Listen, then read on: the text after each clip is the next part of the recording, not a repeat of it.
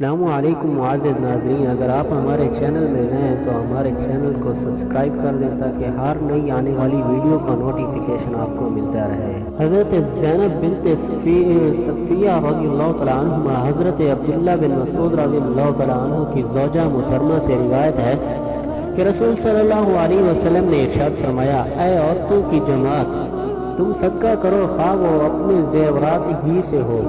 حضرت زینب کہتی ہیں کہ میں عبداللہ بن مسعود رضی اللہ تعالیٰ عنہ کی طرف لوٹ کر آئی اور ان سے کہا، تم تھوڑے مال والے آدمی ہو اور رسول صلی اللہ علیہ وسلم نے ہمیں صدقہ کرنے کی ترغیب دی ہے۔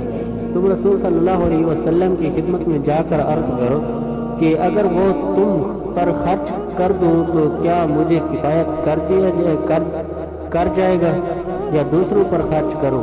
مجھے عبداللہ نے کہا، تم خود جا کر دریافت کرو، یہ زیادہ مناسب ہے۔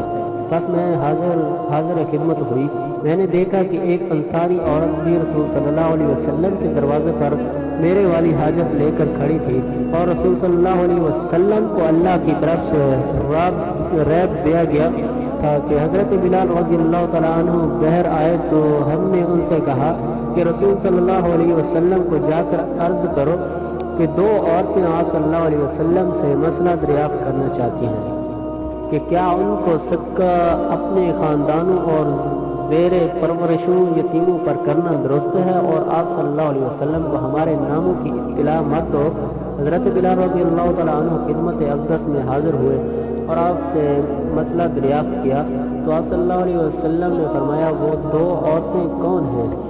تو بلال رضی اللہ تعالیٰ عنہ نے بتلایا کہ ایک انصاری عورت اور دوسری زینب۔ نبی کریم صلی اللہ علیہ وسلم نے فرمایا، کون سی زینب؟ عبداللہ بن مسعود کی بیوی۔ رسول صلی اللہ علیہ وسلم نے فرمایا، ان کو بتلاؤ کہ انہیں دگنا اجر ملے گا، ایک قرابت کا اجر اور دوسرا صدقے کا اجر۔